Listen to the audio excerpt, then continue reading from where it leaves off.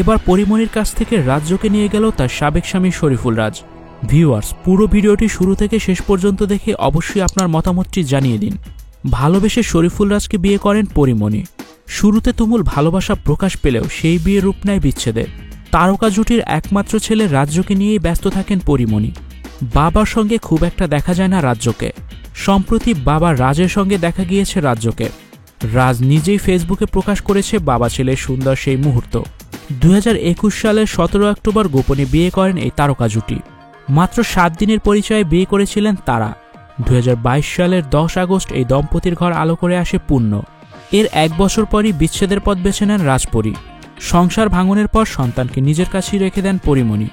ছেলের সকল দেখভালের দায়িত্ব নিজ হাতে তুলে নেন। অন্যদিকে রাজ ব্যস্ত হয়ে পড়েন তার ব্যক্তিগত জীবন নিয়ে। বিচ্ছেদের পর বিভিন্ন সাক্ষাৎকারে পরিমণি জানান, স্টুডিও 4D আপনাদের জন্য নিয়ে এসেছে শীতাতাপ নিয়ন্ত্রিত স্টুডিও সুবিধা, আছে অত্যাধুনিক মেকআপ রুম। বিস্তারিত জানতে এখনই কল করুন 01974860664। হাউসটি দেখতে চলে আসুন আমাদের ঠিকানায় সেক্ষেত্রে রোড নাম্বার 9, বাড়ি 24। বাবা হিসেবে সন্তানের প্রতি কোনো দায়িত্বই পালন করেনি শরীফুল রাজ। সবটা তার নিজে সামলাতে হয়েছে।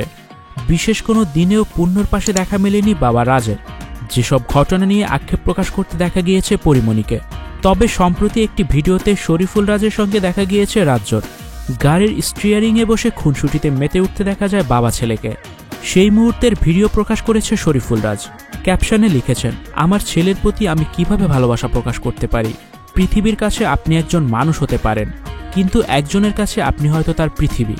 তোমাকে ভালোবাসি আমার champ.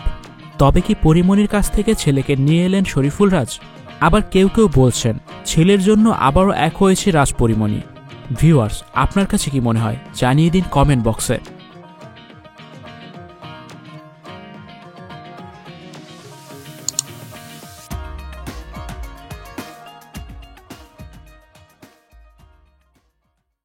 Icon Focus 24 TV, powered by 4D Fourth Dimension. আমাদের চ্যানেলটি সাবস্ক্রাইব করে আমাদের সাথে থাকুন।